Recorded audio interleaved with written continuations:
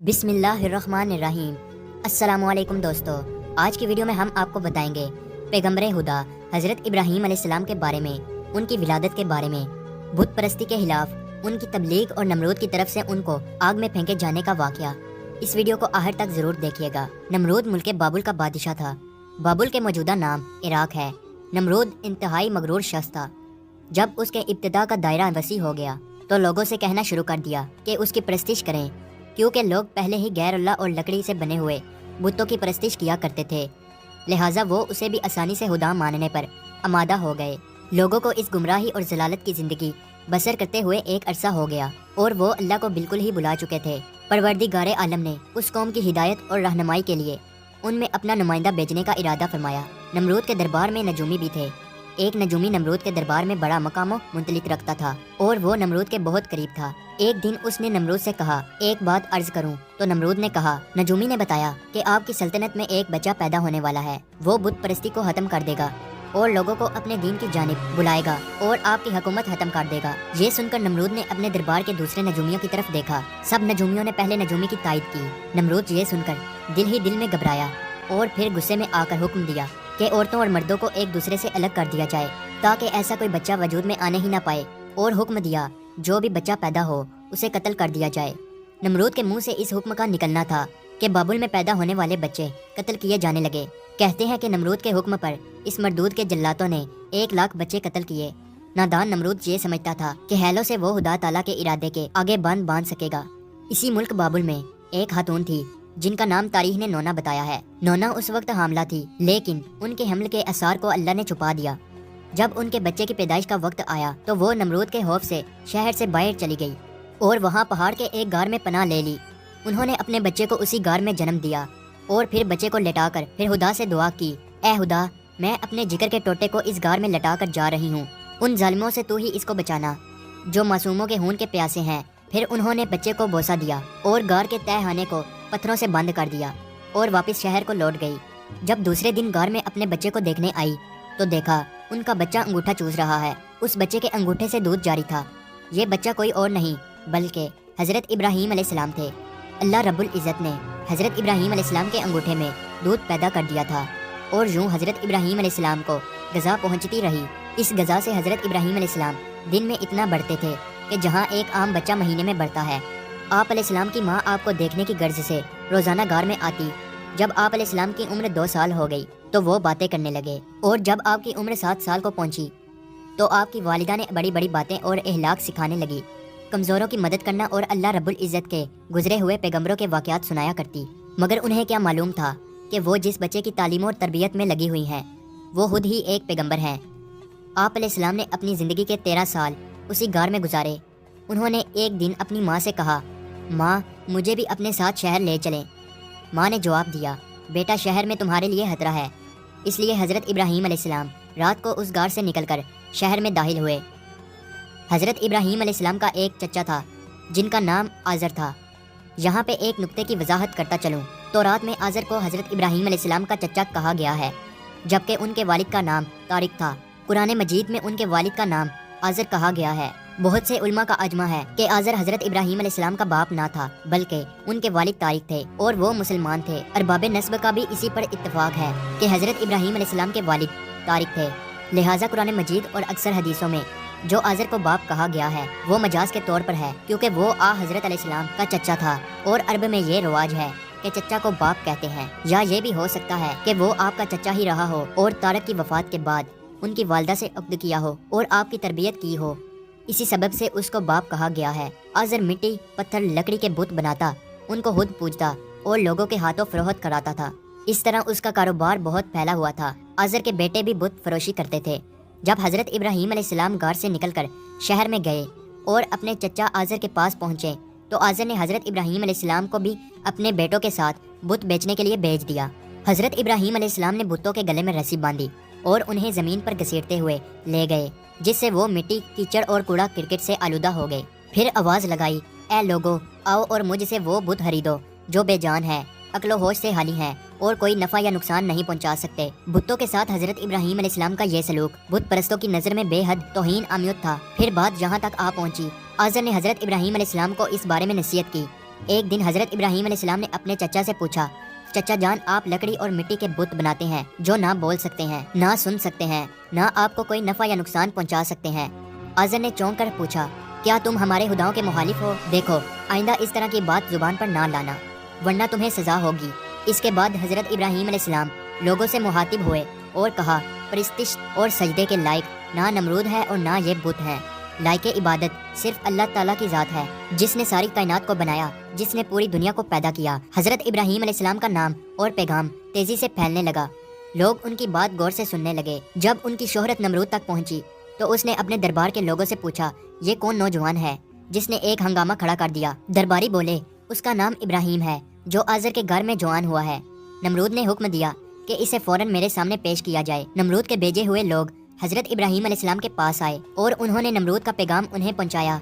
حضرت ابراہیم علیہ السلام نمرود کے پاس پہنچے۔ نمرود نے پوچھا، نوجوان تم جس خدا کی بات کرتے ہو وہ کون ہے؟ تو حضرت ابراہیم علیہ السلام نے جواب دیا، میرا خدا وہ ہے جو لوگوں کو زندگی اور موت دینے کی قدرت رکھتا ہے۔ نمرود نے کہا، یہ تو میں بھی کر سکتا ہوں، اور اس نے ایک ایسے مجرم کو آزاد کر دیا جسے موت کی سزا کا حکم سنایا جا چکا تھا، اور ایک ایسے آدمی کو پھانسی دے دی جس کا کوئی جرم نہیں تھا۔ پھر کہنے لگا، اب بولو میرے خدا ہونے میں تمہیں کیا شک ہے؟ میں بھی تو جس کو چاہوں زندگی بخش دوں اور جس کو چاہوں موت بخش دوں۔ حضرت ابراہیم علیہ السلام نے فرمایا، اگر تو سچا ہے تو جس کو قتل کیا ہے اس کو زندہ کر کے دکھا۔ پھر فرمایا، میرا خدا سورج کو مشرق سے نکالتا ہے اور مغرب میں غروب کرتا ہے، تو اسے مغرب سے نکال کر دکھا۔ نمرود سے اس سوال کا جواب نہ بن سکا اور وہ شرمندہ ہو گیا۔ اس وقت حضرت ابراہیم علیہ السلام کی والدہ نے نمرود سے کہا، بادشاہ سلامت، مجھے اجازت دیں کہ میں ابراہیم علیہ السلام کو اپنے ساتھ لے جاؤں کیونکہ یہ ابھی نہ سمجھ ہے۔ آزر بولا، بادشاہ سلامت، آپ ابراہیم علیہ السلام کو گھر جانے کی اجازت دے دیں، میں اسے آپ کی اور بتوں کی توہین سے باز رکھنے کی ضمانت دیتا ہوں۔ نمرود نے کہا، میں تمہاری خاطر ابراہیم علیہ السلام کو معاف کرتا ہوں، لیکن اگر اس نے آئندہ کوئی ہنگامہ کھڑا کیا تو میں اسے زندہ جلا دوں گا۔ ابراہیم علیہ السلام اس واقعہ کے بعد اپنے مشن سے باز نہ آئے اور انہوں نے ایک دن آزر سے کہا، چچا جان یہ بت کیا ہے جن کو آپ خود بناتے ہیں اور خود پوجتے ہیں اور خود ہی ان کو خدا مانتے ہیں؟ آزر یہ بات سنتے ہی بگڑ گیا اور اس نے کہا، ابراہیم فوراً میرے گھر سے نکل جاؤ، میں تمہیں مزید برداشت نہیں کر سکتا۔ ابراہیم علیہ السلام یہ کہتے ہوئے گھر سے نکلے۔ چچا جان آپ نہیں مانتے تو میں جاتا ہوں، مگر میں اپنے مشن سے باز نہیں آؤں گا کیونکہ میں خدا سے ڈرتا ہوں اور ان بتوں سے یا نمرود سے نہیں ڈرتا۔ حضرت ابراہیم علیہ السلام نے اپنے چچا کے گھر سے الگ اپنا کوئی انتظام کر لیا اور وہاں سے چلے گئے، مگر اپنے قول کے مطابق اللہ کی بندگی کی دعوت دیتے رہے اور بتوں کی خدائی کا انکار کرتے رہے۔ ملک بابل کے لوگ ہر سال ایک عید منایا کرتے تھے اور اس دن کچھ خصوصی کام انجام دیا کرتے تھے، چنانچہ وہ لوگ سارا دن شہر سے باہر گزارتے تھے۔ ایک دفعہ جب عید کا دن آیا اور وہ لوگ شہر سے باہر چلے گئے تو حضرت ابراہیم علیہ السلام اکیلے اس شہر میں رہ گئے۔ جب حضرت ابراہیم علیہ السلام نے دیکھا کہ شہر خالی ہے اور بت خانے کا کوئی محافظ بھی نہیں ہے، حضرت ابراہیم علیہ السلام نے ایک کلہاڑا لیا اور بت خانے میں جا پہنچے۔ اس عالی شان بت خانے کو دیکھنے لگے جس کو بڑی نفاست کے ساتھ سجایا گیا تھا۔ اس میں مختلف بتوں کو ان کے مطابق ترتیب میں رکھا گیا تھا۔ تب آپ نے ان بتوں کا مذاق اڑانے کے لیے کھانا ان کے آگے رکھا جو آپ ساتھ لے گئے تھے۔ آپ نے ان سے کہا، کیا تم کھانا کھاؤ گے؟ جب بتوں کی طرف سے کوئی جواب نہ ملا تو کہا، تم بولتے کیوں نہیں؟ لیکن اب بھی کوئی جواب نہ ملا۔ اس پر حضرت ابراہیم علیہ السلام نے کلہاڑا اٹھایا اور ایک کنارے سے بتوں کو توڑنا شروع کیا۔ سارے بت چکنا چور کر دیے۔ آخر میں سب سے بڑے بت کے کندھے پر کلہاڑا رکھا اور بت خانے سے چلے گئے۔ جب شہر کے لوگ واپس لوٹے تو اپنے بت خانے میں گئے، وہاں جو ان کے بتوں کا حشر تھا یہ دیکھ کر وہ بہت حیران اور پریشان ہو گئے۔ لوگ سوچ میں مبتلا تھے کہ یہ سب کچھ کس نے کیا ہے۔ سب لوگوں کی زبان پر ایک ہی الفاظ تھا کہ کس نے ہمارے خداؤں کے ساتھ ایسا سلوک کیا ہے۔ بعض لوگوں نے کہا، ہم نے ایک نوجوان کو بتوں کی برائی بیان کرتے ہوئے سنا ہے کہ جس کا نام ابراہیم ہے، وہ بتوں کی عبادت کو بے عقلی کا کام سمجھتا ہے اور اس نے ہمیں لعنت ملامت بھی کی تھی، اس لیے ممکن ہے کہ یہ کام اس نے ہی کیا ہو۔ اس طرح حضرت ابراہیم علیہ السلام پر شک ظاہر کرنے کے بعد ان پر ایک مقدمہ چلا۔ انہوں نے حضرت ابراہیم علیہ السلام سے پوچھا، کیا ہمارے خداؤں کے ساتھ یہ سلوک تم نے کیا ہے؟ تو حضرت ابراہیم علیہ السلام نے بڑے اطمینان سے جواب دیا، یہ بات اس بڑے بت سے پوچھو کہ جس کے کندھے پر کلہاڑا ہے۔ اس شخص نے کہا، وہ تو بول نہیں سکتا۔ حضرت ابراہیم علیہ السلام نے جواب دیا، جی ہاں، بولنا تو دور کی بات ہے، اگر اس کی آنکھ پر کوئی مکھی بھی بیٹھ جائے تو یہ اسے بھی اڑا نہیں سکتا، بھلا دوسرے کو کوئی نفع یا نقصان کیا پہنچائے گا؟ مگر تعجب کی بات یہ ہے کہ تم لوگ پھر بھی اس مجبور لاچار کو خدا مانتے ہو، اس کو سجدہ کرتے ہو اور اس کی پوجا کرتے ہو۔ بس نہیں کرتے ہو تو اس خدا کی عبادت جس نے ساری کائنات کو پیدا کیا اور جو ہر چیز پر قدرت رکھتا ہے۔ لوگوں نے حضرت ابراہیم علیہ السلام کی باتیں بڑے غور سے سنی اور سوچنے لگ گئے کہ واقعی نوجوان سچ کہتا ہے، سچ مچ لکڑی، مٹی اور پتھر کی مورتیوں میں کیا طاقت ہے۔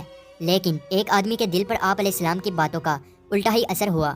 وہ بولا کہ ہمارے خداؤں کا ستیہ ناش تم نے ہی کیا ہے، اور اگر تمہیں چھوڑ دیا جائے، آج تم نے ہمارے بتوں کو توڑا ہے، کل ہمارا بت خانہ ہی توڑ ڈالو گے، اس لیے تم جیسے انسان کو زندہ نہیں چھوڑا جا سکتا۔ تو لوگ اس وقت وہاں موجود تھے، تو وہ یہ سب کچھ سن رہے تھے۔